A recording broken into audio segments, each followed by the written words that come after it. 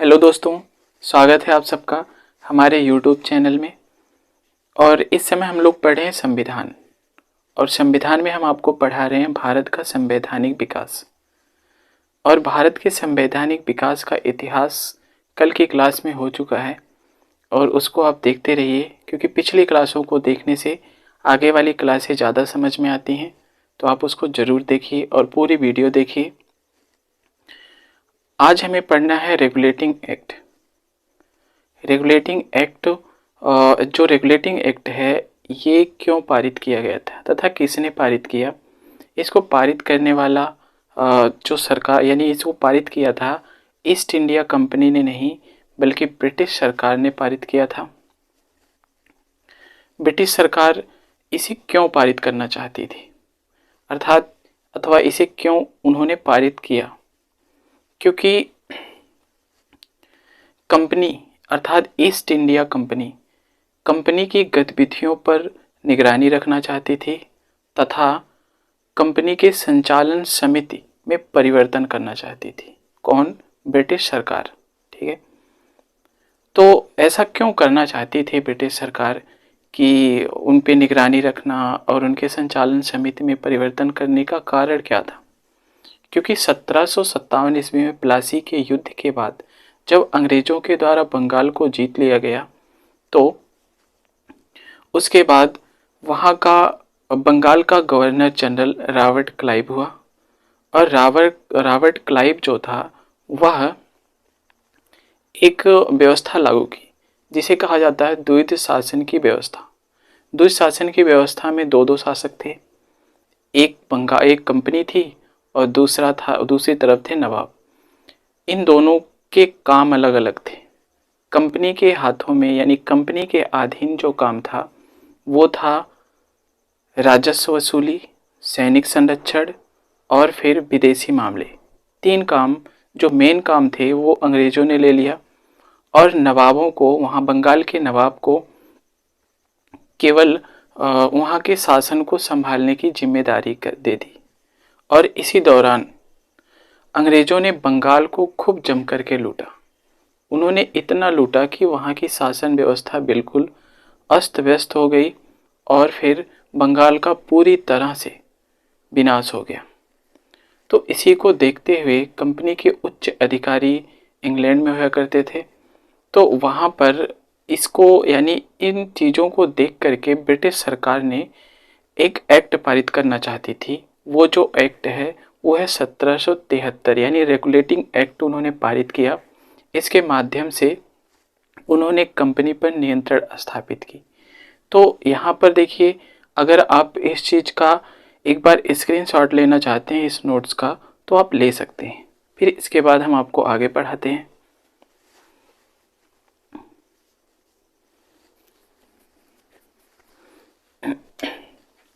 चलिए इन सारी बातों को हम लिख के सीखते हैं। सबसे पहले ये रेगुलेटिंग एक्ट 1773 में पारित किया गया था, लेकिन किसके माध्यम से पारित किया गया था? ब्रिटिश सरकार। ठीक है, ब्रिटिश सरकार ने पारित किया था। ठीक है, ब्रिटिश सरकार ने इसे पारित किया था। इसको पारित करने वाली सरकार थी ब्रिटिश सरकार, ईस्ट इंडिया कंपनी नहीं। और फिर दूसरी बात, इसे पारित क्यों किया गया था? क्योंकि ब्रिटिश सरकार थी वो कंपनी पर निगरानी रखना चाहती थी। कंपनी की गतिविधियों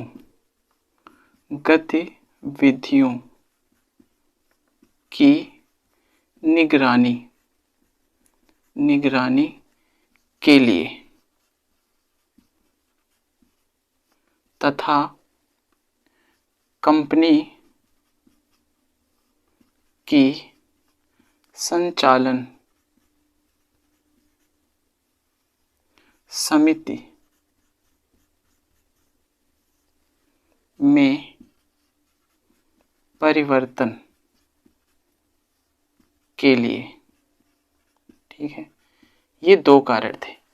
एक इनकी गतिविधियों की निगरानी रखना चाहती थी और दूसरी संचालन समिति में परिवर्तन करना चाहती थी। कंपनी की गतिविधियों पर निगरानी रखना और उनकी संचालन समिति में परिवर्तन करना, दो काम करना चाहती थी। इसका कारण क्या था, क्यों ऐसा करना चाहती थी ब्रिटिश सरकार? इसका जो रीजन था, कारण क्या था? कारण था ईस्ट इंडिया कंपनी का बंगाल में मनमानी। ठीक है, ये इसका रीजन था। आप यहाँ से कह सकते हैं कि 1757 में प्लासी युद्ध के बाद बंगाल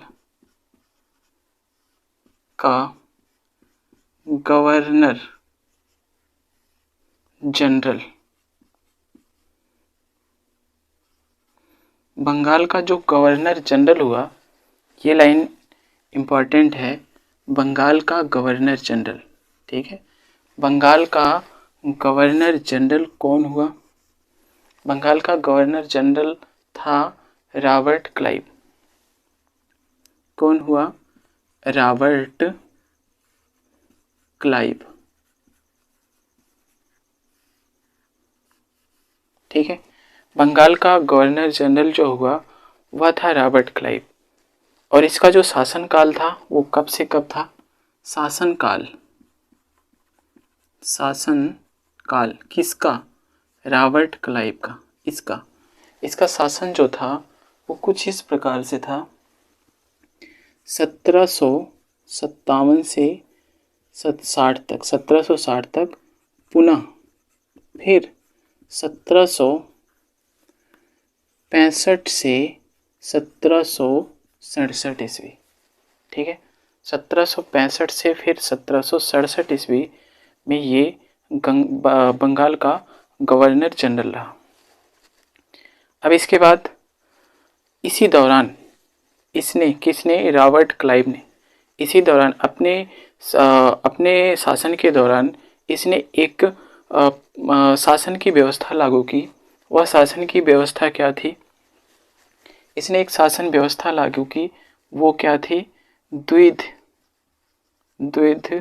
शासन की। ये चीज इंपॉर्टेंट है, द्विध शासन की व्यवस्था लागू की। ठीक है, इसने क्या किया? द्विध शासन की व्यवस्था लागू की। और ये द्विध शासन व्यवस्था क्या है?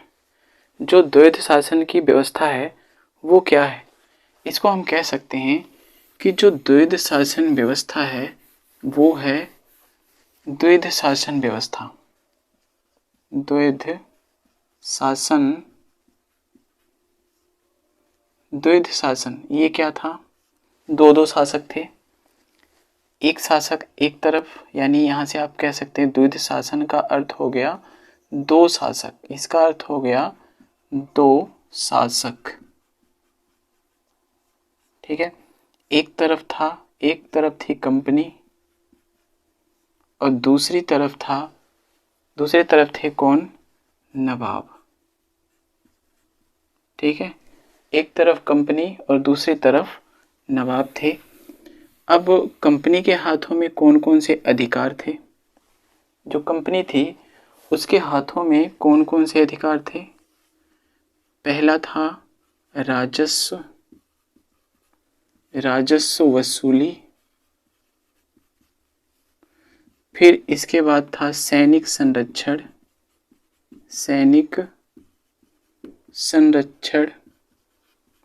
तीसरा था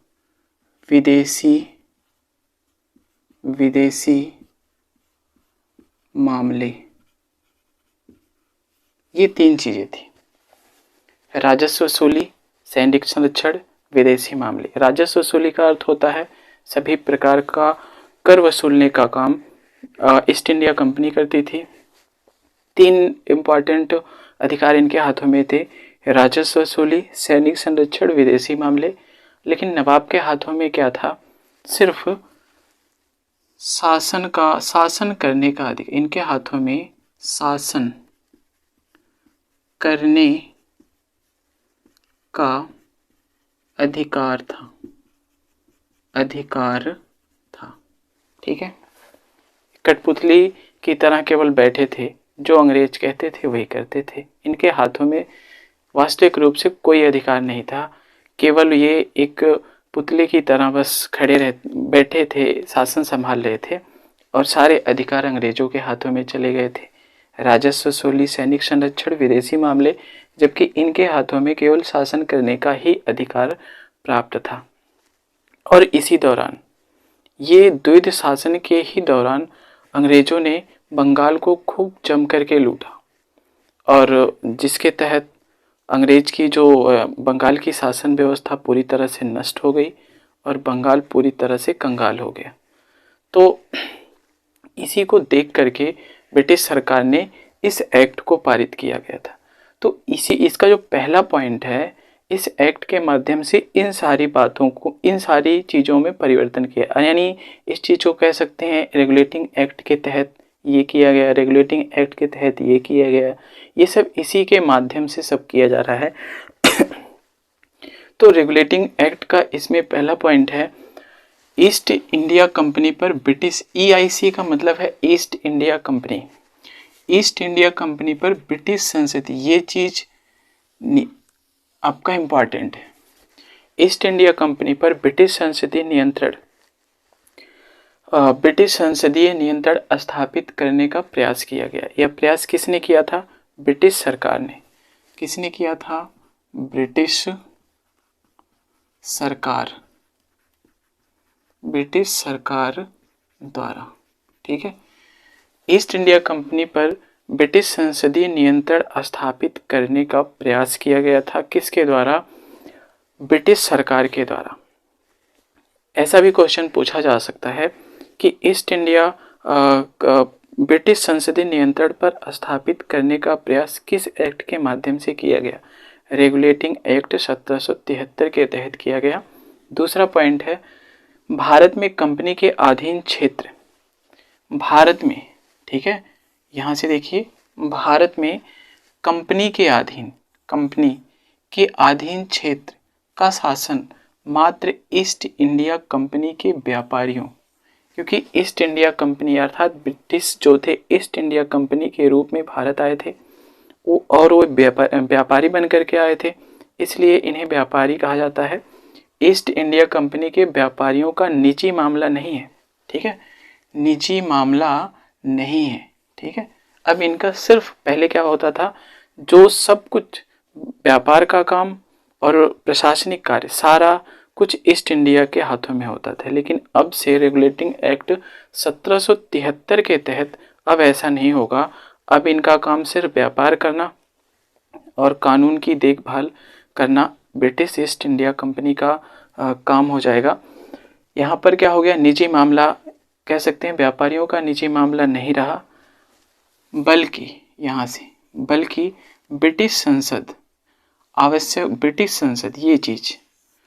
संसद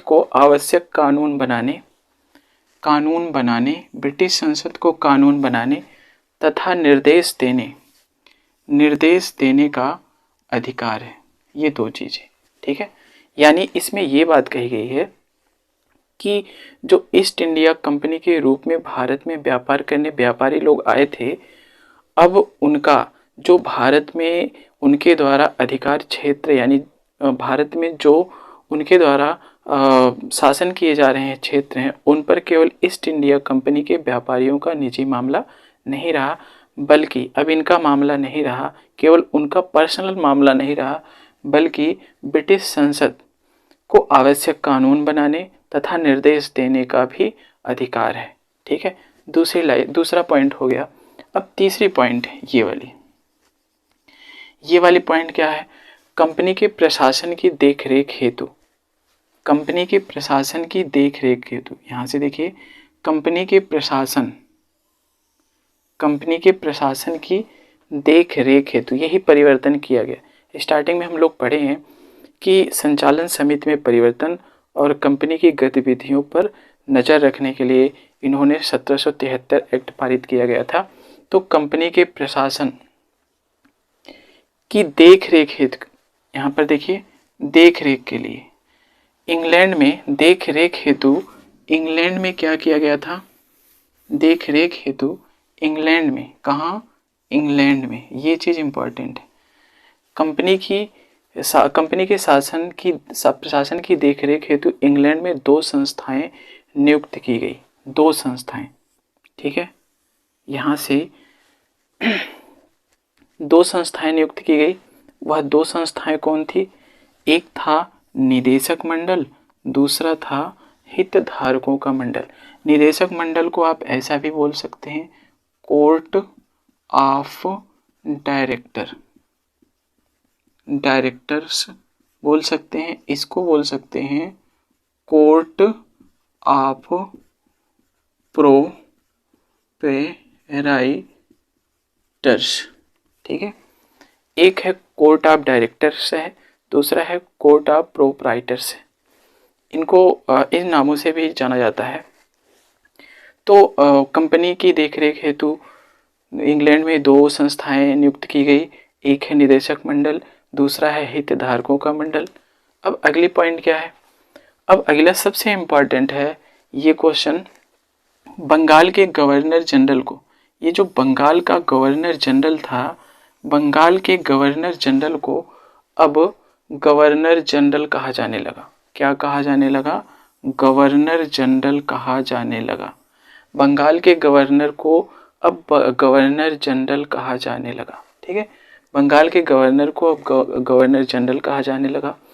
और फिर दूसरी बात, इसकी यानी इस गवर्नर जनरल की सहायता के लिए, ठीक है, इसकी सहायता के लिए कार्यकारी परिषद का गठन किया गया। एक समिति बनाई गई, एक समिति यानी परिषद का मतलब समिति होगा। एक कार्यकारी परिषद बनाई गई, समिति बनाई गई, जिनके सदस्यों की संख्या कितनी थी? 4 थी, ठीक है। जिनके सदस्यों की संख्या 4 थी, या फिर आप कह सकते हैं 4 सदस्यीय कार्यकारी परिषद का गठन किया गया गवर्नर जनरल की सहायता के लिए। अब यहाँ से कह सकते हैं प्रथम गवर्नर जनरल, ये चीज़ इम्पॉर्टेंट है। प्रथम गवर्नर जनरल कौन थे? Warren Hastings, Lord Warren Hastings. ये कौन थे? वारेन हेस्टिंग थे, ठीक है। प्रथम गवर्नर जनरल कौन है? लॉर्ड वारेन हेस्टिंग्स थे। अब इसके बाद ये जो गवर्नर जनरल बने हैं, अब यहाँ से मद्रास बम्बई के गवर्नर, मद्रास बम्बई के गवर्नर बंगाल के गवर्नर के अधीन हो गए। अब इस एक्ट के तहत मद्रास प्रेसिडेंसी यानी सूबा अंग्रेजों का, और फिर बम्बई, ठीक है, बम्बई, इन दोनों इनके दोनों इलाकों के अंग्रेजों का इलाका था। अर्थात मद्रास और बम्बई के गवर्नर को अब इन दोनों गवर्नरों को, मद्रास और बम्बई, इन दोनों गवर्नरों को अब किसके अधीन कर दिया गया? बंगाल के, ठीक है, बंगाल के गवर्नर के अधीन कर दिया गया। अब बंगाल का गवर्नर जो कानून बनाएगा, अधिनियम, जो भी कानून नियम बनाएगा, उसके तहत ही ये काम करेंगे। ये अब पहले ये स्वतंत्र थे, हर एक प्रेसिडेंसी के गवर्नर स्वतंत्र थे, लेकिन अब से क्या हो गया, इस मद्रास और बम्बई प्रेसिडेंसी के गवर्नर बंगाल के गवर्नर के अधीन हो गए, रेगुलेटिंग एक्ट 1773 के तहत, ठीक है। फिर अगली पॉइंट क्या है? एक चीज़ और है, छोटा ही है, इसको पारित किसने किया था? रेगुलेटिंग एक्ट को पारित करने वाले कौन थे?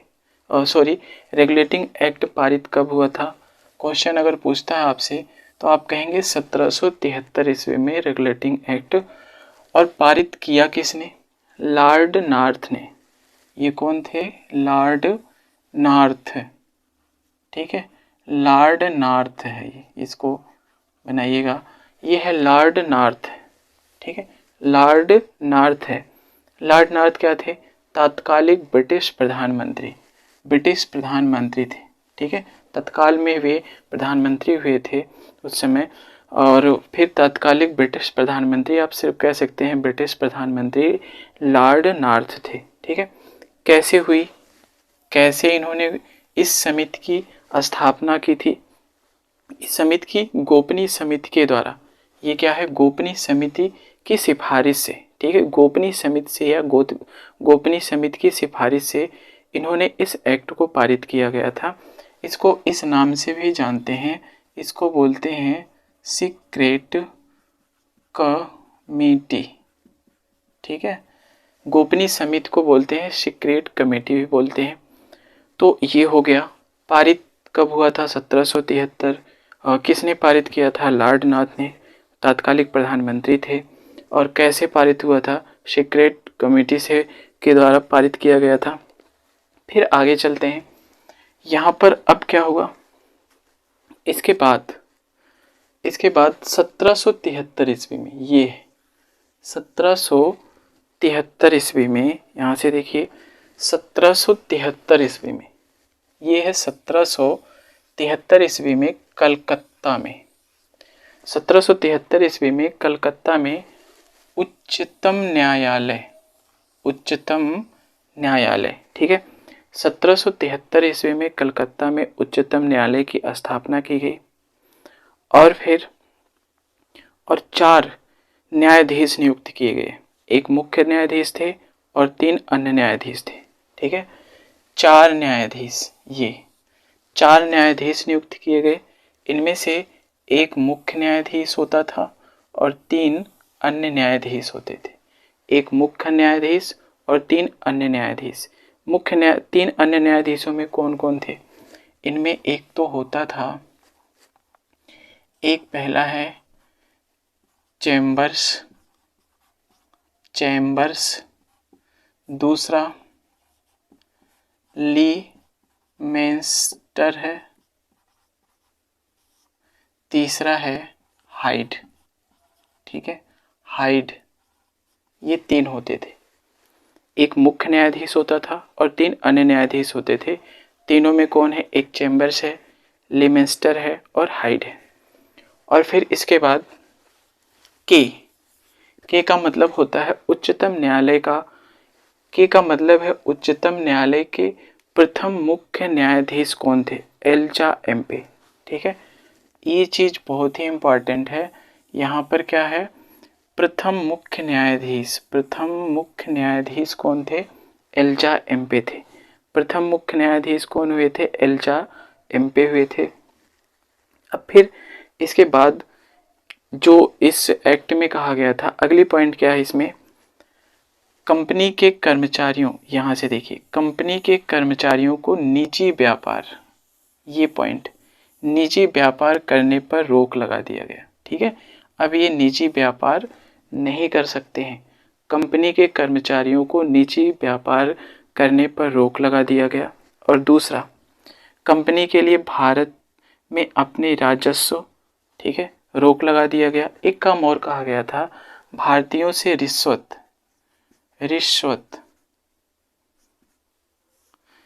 जब एक्ट 1773 पारित हुआ तो कंपनी के कर्मचारियों को निजी व्यापार करने से रोका गया और भारतीयों से ये रिश्वत जो ले रहे थे, उस रिश्वत लेने पर भी क्या कर दिया गया, रोक लगा दिया गया, ठीक है। इसके बाद कंपनी के लिए भारत में अपने राजस्व, नागरिक, सैन्य मामले, ठीक है, ये 3 चीज, राजस्व, नागरिक, सैन्य मामलों की जानकारी आवश्यक हो गई।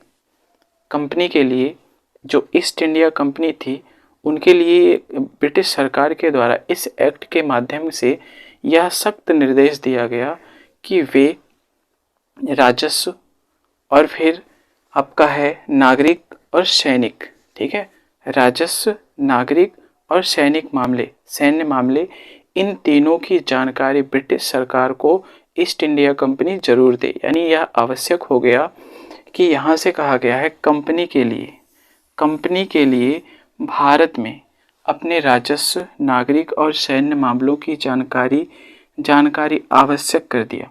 अर्थात ईस्ट इंडिया ब्रिटिश सरकार ने सख्त निर्देश दिया, यानी इस एक्ट के तहत उन्होंने कहा कि जो ईस्ट इंडिया कंपनी है वो राजस्व, नागरिक और सैन्य मामलों की जानकारी ईस्ट इंडिया कंपनी उन्हें जरूर दे। अगला पॉइंट क्या है? अगला पॉइंट है ब्रिटिश सरकार का कोर्ट ऑफ डायरेक्टर। ठीक है, ब्रिटिश सरकार का कोर्ट ऑफ डायरेक्टर के माध्यम से कंपनी पर नियंत्रण सशक्त हो गया। कंपनी पर नियंत्रण सशक्त हो गया, यानी इसमें जो है बोर्ड कोर्ट ऑफ डायरेक्टर, ये देखिए, क्योंकि कंपनी के प्रशासन की देखरेख हेतु 2 संस्थाएं नियुक्त की गई थी। नंबर 1 है निदेशक मंडल कोर्ट ऑफ डायरेक्टर, दूसरा है हितधारकों का मंडल कोर्ट ऑफ प्रोप्राइटर्स। तो इसके माध्यम से, ठीक है, ये क्या थी? ये थी कंपनी की गवर्निंग बॉडी, कंपनी की गवर्निंग बॉडी। ठीक है, कंपनी की गवर्निंग बॉडी थी ये कंपनी की गवर्निंग बॉडी थी, जिसे आप कहते हैं कोर्ट ऑफ डायरेक्टर था। और यही है ब्रिटिश सरकार का कोर्ट ऑफ डायरेक्टर के माध्यम से कंपनी पर नियंत्रण सशक्त हो गया, और ब्रिटिश सरकार का कोर्ट ऑफ डायरेक्टर के माध्यम से कंपनी पर नियंत्रण सशक्त हो गया। तो ये पूरा हुआ रेगुलेटिंग एक्ट 1773। उम्मीद है आपको ज़रूर अच्छा लगा होगा। जैसा भी लगा हो आप कमेंट में ज़रूर करके बताइए, और इसके नोट्स भी बनाते चलिए। फिर कल की वीडियो में इसके अगले एक्ट को, पिट्स इंडिया एक्ट को हम लोग पढ़ेंगे। लेकिन सारी क्लासों को आप रेगुलर अगर हमारी वीडियोस देखते हैं तो रेगुलर देखते रहिए, नोट्स बनाते रहिए। इससे आपको बहुत ही ज़्यादा फ़ायदा होगा और आपको समझ में भी आएगी अगली क्लास। धन्यवाद।